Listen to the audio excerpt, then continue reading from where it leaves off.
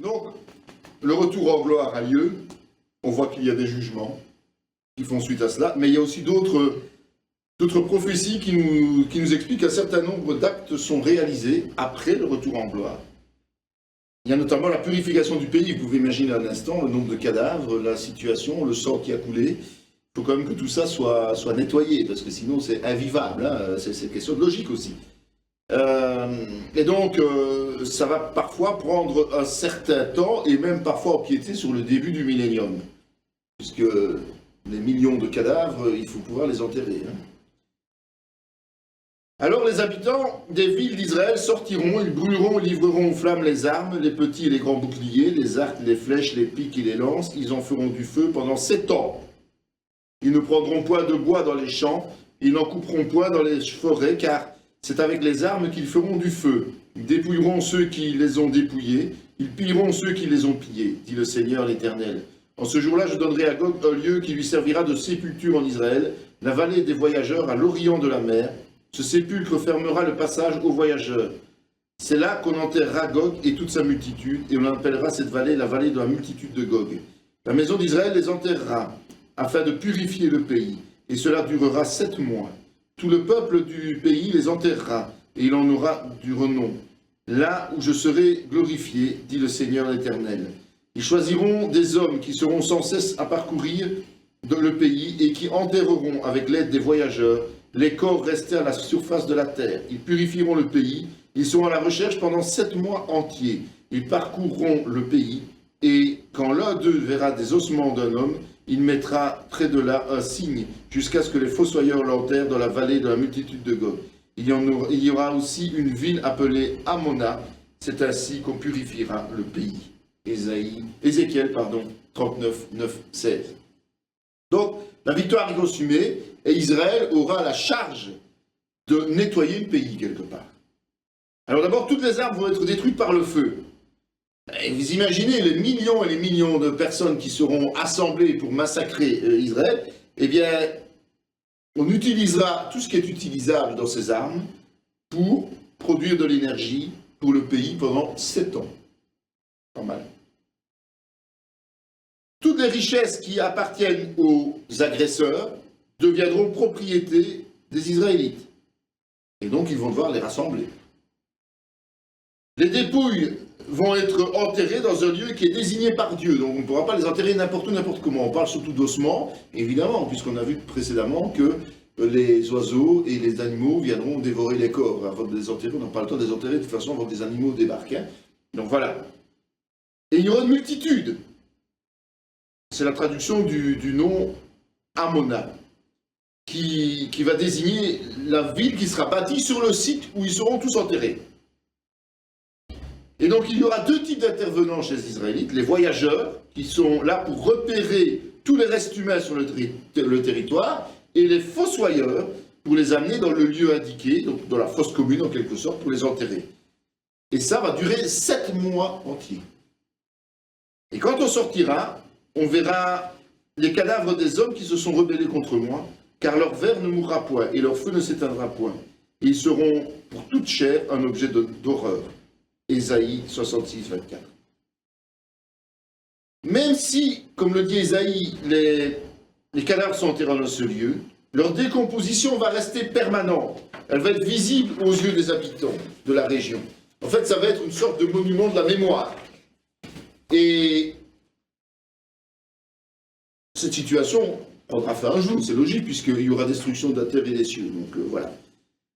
Après le jugement dernier, lorsque toutes les âmes de ces gens seront jetées en enfer. Donc ces tâches ne seront pas très agréables, hein, soyons clairs. Elles seront même révulsantes. Mais il faut quand même avouer qu'Israël va s'en tirer à très bon compte, puisqu'il a quand même été souvent désobéissant à la volonté de Dieu. Il a brisé volontairement l'alliance aussi, à cause de ses péchés. Il enverra ses anges avec la trompette retentissante, ils rassembleront ses élus des 4 vents, depuis l'extrémité des cieux jusqu'à l'autre. Matthieu 24, 31. On a vu que beaucoup de Juifs vont quitter précipitamment leur terre pour échapper au massacre. Ils seront précédés de la femme qui est entourée de soleil, rappelez-vous, qui s'est envolée dans le désert. Et puis, il y a aussi tous ces Juifs qui ne seront jamais revenus sur leur terre et qui sont disséminés sur toute la planète. C'est donc par le son d'une trompette que les anges vont rassembler tous ces Juifs qui auront survécu. Je mettrai un signe parmi elles et j'enverrai leur réchapper vers les nations, à Tarsis, à Pul et à Lut qui tirent de l'arc, à Tubal et à Javan, aux îles lointaines qui jamais n'ont entendu parler de moi et qui n'ont pas vu ma gloire. Ils publieront ma gloire parmi les nations. Ils amèneront tous vos frères du milieu de toutes les nations en offrande à l'Éternel, sur des chevaux, des chars et des litières, sur des mulets et des dromadaires, à ma montagne sainte à Jérusalem, dit l'Éternel, comme les enfants d'Israël apportent leur offrande dans un vase pur à la maison de l'Éternel. Ésaïe 66, 19, 20. Donc les anges vont rassembler, mais Dieu va utiliser pour cela ceux à qui il a épargné la vie lors de la bataille d'Armageddon. Il va les utiliser pour annoncer la bonne nouvelle à ceux qui ne l'auraient pas encore reçue. On parle d'îles lointaines et autres. Et ça va vraiment susciter un engouement pour ramener les vainqueurs, c'est-à-dire les Juifs, et pour les amener à vivre chez eux. Donc il n'y aura plus de Juifs dispersés, ils seront ramenés chez eux. Alors je répandrai sur la maison de David et sur les habitants de Jérusalem un esprit de grâce et de supplication. Ils tourneront les regards vers moi, celui qu'ils ont percé. Ils pleureront sur lui comme on pleure sur un fils unique. Ils pleureront amèrement sur lui comme on pleure sur un premier-né. Zacharie 12, 10. Quand les Juifs survivants vont être rassemblés de toutes les nations, de tous les coins de la planète, alors le Seigneur va leur ouvrir le cœur pour qu'ils comprennent qu'ils ont rejeté le Messie. Ça va être évidemment un moment intense au niveau sentimental. Et ça va amener à une repentance collective sincère, une vraie repentance. C'est par l'Éternel qu'Israël obtient le salut, un salut éternel, vous ne serez ni honteux, ni confus jusque dans l'éternité. Par l'Éternel seront justifiés et glorifiés tous les descendants d'Israël. Ésaïe 45, 17 et 25. Cette nouvelle vision ne va pas provoquer un sentiment de culpabilité parce que tout simplement Dieu va offrir le salut et la gloire éternelle. Donc ils vont prendre conscience de leurs erreurs, mais ils ne vont pas rester se sentir coupables longtemps puisque Dieu va intervenir. J'établirai mon alliance entre moi et toi et tes descendants avec toi, selon leur génération. Ce sera une alliance perpétuelle en vertu de laquelle je serai ton Dieu et celui de ta postérité après toi. Je te donnerai à tes descendants après toi le pays que tu habites comme étranger, tout le pays de Canaan en possession perpétuelle, et je serai leur Dieu. Genèse 17, 7, 8. L'Éternel est notre Dieu, ses jugements s'exercent sur toute la terre. Il se rappelle à toujours son alliance, ses promesses pour 1000 générations. L'alliance qu'il a traitée avec Abraham et le serment qu'il a fait à Isaac. Il l'a érigé pour Jacob en loi, pour Israël en alliance éternelle. Psaume 105, 7, 11. Donc la promesse qui a été faite à Abraham, Isaac, Jacob et au peuple élu va finalement s'accomplir. L'alliance perpétuelle, cette promesse de donner définitivement le pays de Canaan à la postérité, va trouver tout son sens ici. Souvenez-vous de ce qui s'est passé dès les temps anciens, car je suis Dieu, et il n'y en a pas point d'autre que moi. Je suis Dieu, et nul n'est semblable à moi.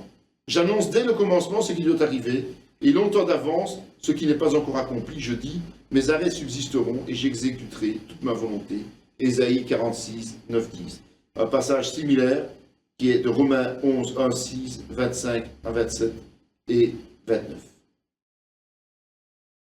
La promesse pour Israël, que ce soit Isaïe ou Paul, est qu'elle sera bien exécutée.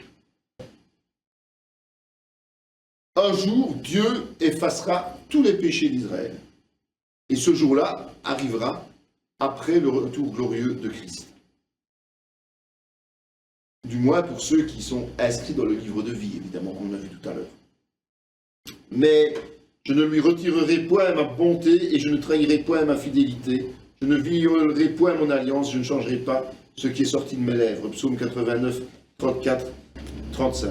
Ils y habiteront en sécurité, ils bâtiront des maisons, ils planteront des vignes. Ils y habiteront en sécurité quand j'exercerai mes jugements contre tous ceux qui les entourent et qui les méprisent. et ils sauront que je suis l'Éternel leur Dieu. Ézéchiel 28, 26. Donc, Dieu va maintenant assurer la sécurité de son peuple dès après le jugement des nations, pour montrer ainsi qu'il est omnipotent. Voici ce que l'Éternel proclame aux extrémités de la terre. Dites à la fille de Sion, voici ton sauveur arrive. Voici le salaire est avec lui, les rétributions le précèdent. On les appellera peuple saint, racheté de l'Éternel, et toi on t'appellera recherché, ville non délaissée. Ésaïe 62, 11, 12. Donc c'est une annonce qui a déjà été proclamée du temps d'Ésaïe, donc dans l'Ancien Testament. C'est une annonce de renouveau, mais aussi une annonce nouvelle, une alliance nouvelle. Ainsi l'Éternel a pitié de Sion, il a pitié de toutes ses ruines, il rendra son désert semblable à un Éden, et sa terre aride à un jardin de l'Éternel. La joie et l'allégresse se trouveront au milieu d'elle, les actions de grâce et le chant des cantiques. Mon peuple, sois attentif, ma nation prête-moi l'oreille, car la loi sortira de moi, et j'établirai ma loi pour être la lumière des peuples. Ma justice est proche, mon salut va paraître, et mes bras jugeront les peuples. Les îles espéreront en moi, elles se confieront en mon bras. Ésaïe 51, 3, 5. D'autres passages comme Hébreux 8, 8, 12 ou Jérémie 31, 31, 32, Ézéchiel 36, 25, 26 parlent de la même chose. En fait, les Juifs ont constamment violé l'alliance faite avec leurs ancêtres. Juste avant l'instauration de ce règne millénaire, par son esprit, Dieu va offrir une nouvelle alliance au reste sauvé. Ce reste qui sera rassemblé à Canaan. Il va la graver dans leur cœur. Plus rien, même pas eux, ne pourra les séparer de Dieu. Donc plus rien ne pourra les séparer de Dieu. Je laisserai au milieu de toi un peuple humble et petit qui trouvera son refuge dans le nom de l'Éternel. Les restes d'Israël ne commettront point d'iniquité, ils ne diront point de mensonge, il ne se trouvera pas dans leur bouche une langue trompeuse, mais ils paîtront et se reposeront et personne ne les troublera. Pousse des cris de joie, fille de Sion, pousse des cris d'allégresse, Israël. Réjouis-toi et triomphe de tout ton cœur, fille de Jérusalem. L'Éternel a détourné tes châtiments, il a éloigné ton ennemi. Le roi d'Israël, l'Éternel, est au milieu de toi, tu n'as plus de malheur à éprouver. Sophonie 3, 12, 15. En fait, il faut bien savoir que cette promesse tient uniquement pour une minorité. Ce reste trouvé fidèle au retour de Christ. Ça ne tient que pour eux. De même que vous avez été en malédiction parmi les nations, maison de Juda et maison d'Israël, de même je vous sauverai et vous serez en bénédiction. Ne craignez pas et que vos mains se fortifient. Zacharie 8, 3. Donc, c'est un encouragement de la part de Zacharie déjà. Pour ceux qui vont vivre la tribulation, pour les Israélites qui vont vivre la tribulation, un encouragement à rester ferme. Parce qu'ils vont devoir tout quitter pour sauver leur vie. Et ces seules promesses peuvent être les encouragements. La maison d'Israël saura que je suis l'Éternel, son Dieu, dès ce jour et à l'avenir. Et les nations sauront que c'est à cause de ses iniquités que la maison d'Israël a été conduite en captivité à cause de ses infidélités envers moi. Aussi je leur ai caché ma face et je les ai livrés entre les mains de leurs ennemis, afin qu'ils périssent tous par l'épée. Je les ai traités selon leurs souillures et leurs transgressions, et je leur ai caché ma face. C'est pourquoi ainsi parle le Seigneur, l'Éternel, maintenant je ramènerai les captifs de Jacob. J'aurai pitié de toute la maison d'Israël, et je serai jaloux de mon saint nom. Alors ils oublieront leur opprobre et toutes les infidélités qu'ils ont commises envers moi, lorsqu'ils habitaient en sécurité leur pays, et qu'il n'y avait personne pour les troubler. Quand je les ramènerai d'autres des peuples, quand je les rassemblerai du pays de leurs ennemis, je serai sanctifié par eux aux yeux de beaucoup de nations. Ils sauront que je suis l'Éternel, leur Dieu, qui les avait emmenés captifs parmi les nations, et qui les rassemble dans leur pays. Je ne laisserai chez elles aucun d'eux, et je ne leur cacherai plus ma face, car je répandrai mon esprit sur la maison d'Israël, dit le Seigneur l'Éternel. Ézéchiel 22, 29. En fait, la grosse différence par rapport à tout ce qui se passe aujourd'hui et ce qui se passera pendant la tribulation, c'est que c'est un retour en grâce qui va se faire dans la vérité et la transparence. Tant Israël que toutes les nations sauront que les Juifs ont subi autant de persécutions et de souffrances, c'est à cause de leur désobéissance répétée. Mais ils sauront aussi que Dieu aime par-dessus tout cette nation et qu'il l'inscrira dans la finalité de ses plans, à la place qu'il leur a réservée depuis le début. Tous les Juifs seront rassemblés en Israël et ils vont servir de témoignage pour Dieu. Ils vont être loin de son esprit. C'est ce que nous verrons dans l'étude du chapitre suivant sur le millénium.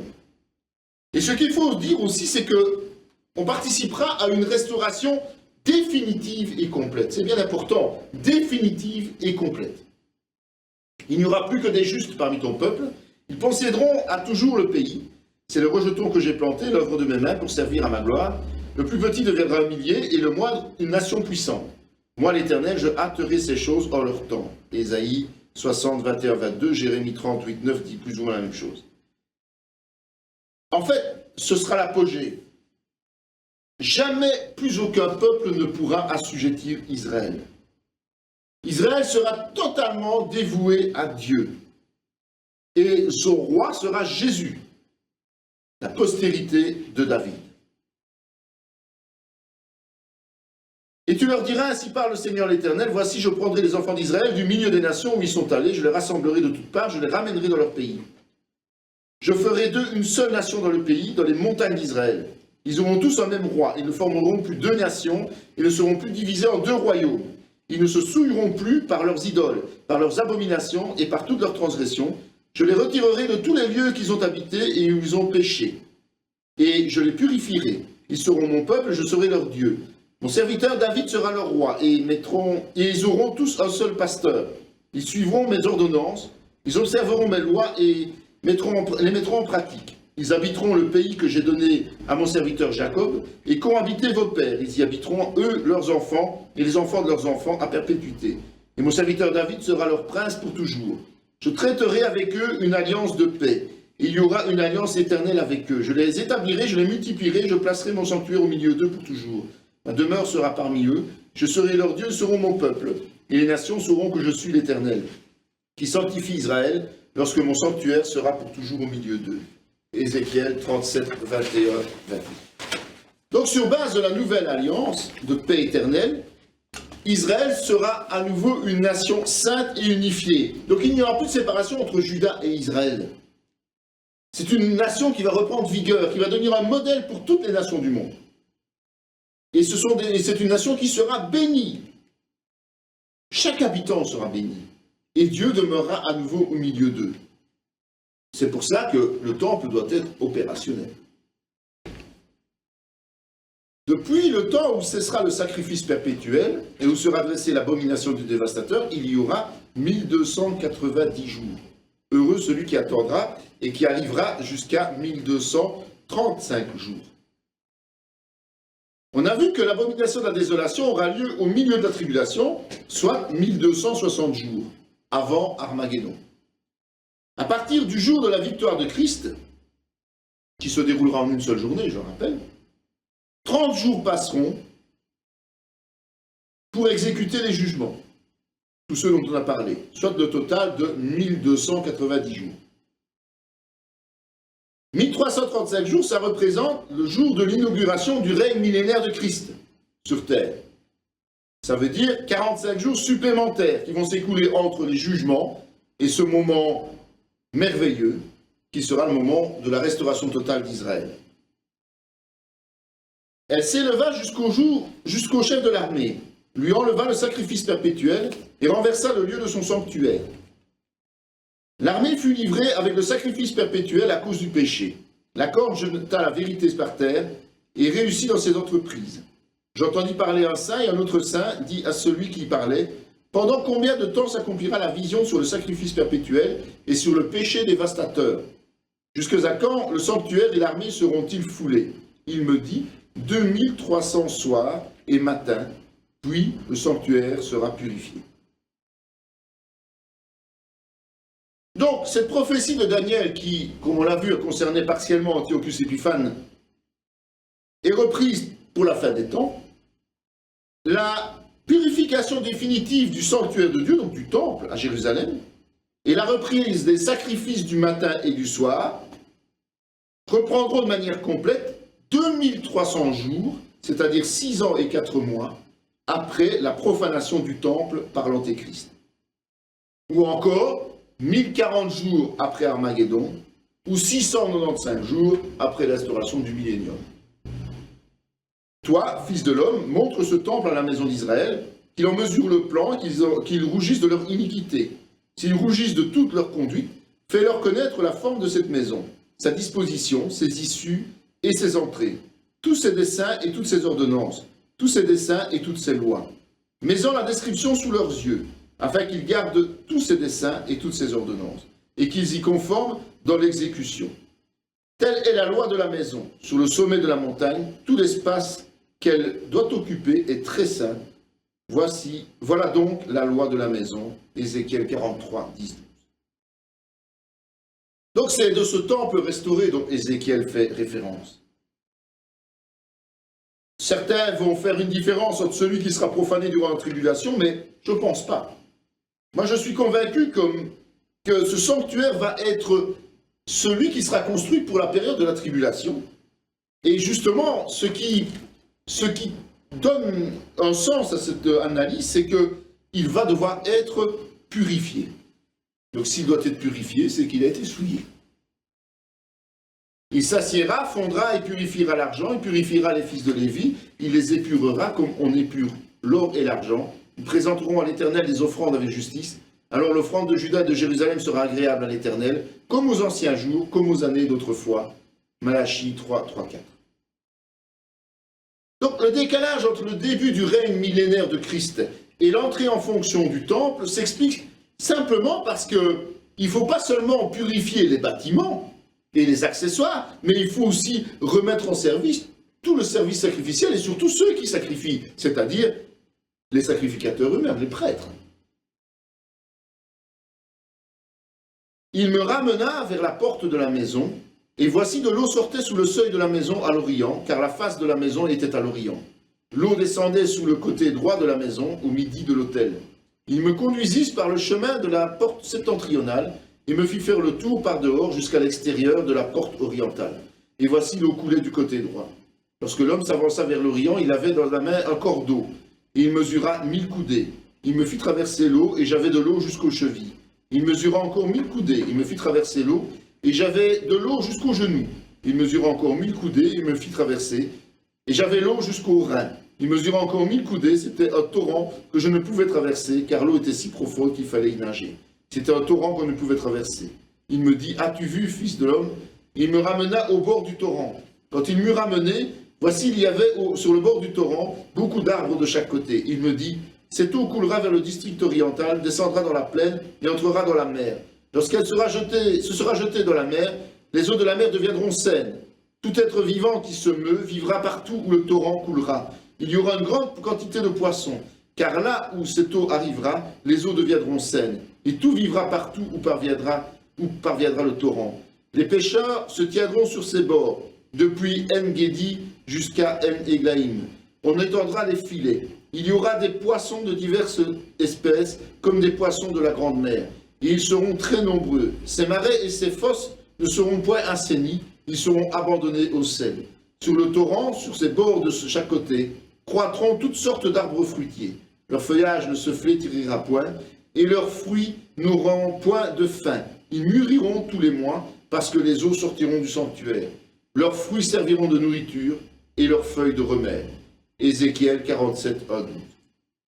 Donc c'est à partir du temple restauré que va débuter la purification de tout le pays. En tout cas, de la partie choisie par Dieu, puisque certaines parties resteront condamnées à l'infertilité. Ézéchiel a vu l'œuvre d'un torrent profond, qui au contact de la terre et des eaux va produire des miracles, le miracle de l'abondance. Et donc Israël va être de nouveau transformé en havre de paix. Quelque part, on pourrait presque nommer ça un paradis terrestre. Car le sceptre de la méchanceté ne restera pas sur le lot des justes, afin que les justes ne tendent pas les mains vers l'iniquité. Psaume 125, 3. Donc la purification surnaturelle est devenue nécessaire, évidemment. Parce que c'est ça qui va préserver le peuple du péché. Je regardais pendant mes visions nocturnes, et voici sur les nuées des cieux arriva quelqu'un de semblable à un fils d'homme. Il s'avança vers l'ancien des jours, et on le fit approcher de lui. On lui donna la domination, la gloire et le règne, et tous les peuples, les nations et les hommes de toutes langues le servirent. Sa domination est une domination éternelle qui ne passera point, et son règne ne sera jamais détruit. Daniel 7, 13, 14. Le règne, la domination et la grandeur de tous les royaumes qui sont sous les cieux seront donnés au peuple des saints du Très-Haut. Son règne est un règne éternel, et tous les dominateurs le serviront et lui obéiront. Donc voilà comment se termine le temps des nations. Le roi des rois est couronné. Le seigneur des seigneurs est bien sur terre.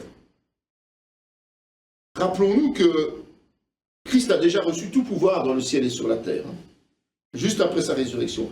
Mais tous les peuples lui seront soumis après, au moment où Armageddon aura eu lieu, où il sera revenu.